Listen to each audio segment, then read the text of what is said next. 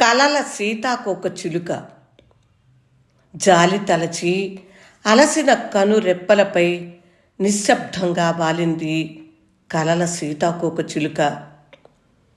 జడత్వం నిండిన మనసును రూపం మార్చుకొని ఆలోచనలను ఎంతగా కుట్టి కుదిపిందని, అధిరోహించలేని శిఖరాలను, దారి తెలియని లోయలను, పచ్చని మైదానాలను, ఎడారి చెప్పే రాత్రి రహస్యాలను, మరులు గొలిపే మర్మాలను, భ్రాంతిగా తొలిచే సత్యాలను ఎన్నెన్ని పరిచయం చేసిందని, మేటబడిన రహస్య తంత్రులు, చెలరేగిన అలజడులు, పన్నీటి గంధపు చిలకరింపులు, కలిగిన శాంత్వనలు ఎన్నిటికీ సాక్షిభూతంగా నిలిచిందని, మన దేహాలను రసప్లావితంలో తేల్చిన అనుభవైక వేద్యమైన ఆ సంగతులను పదిలపరుచుకోవటమో పంచుకోవటమో ఎంత అసాధ్యమని,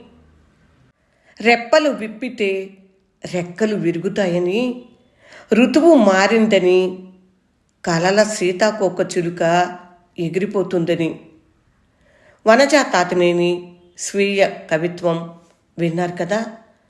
ఈ కలల సీతాకోక చిలుక మీకు నచ్చిందా? ఎగిరిపోయిందా?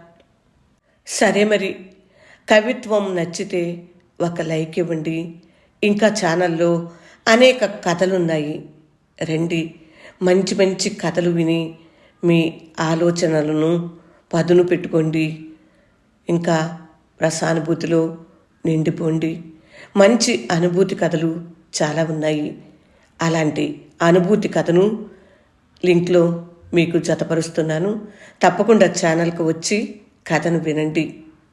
వింటున్నందుకు హృదయపూర్వక ధన్యవాదములు. నమస్తే.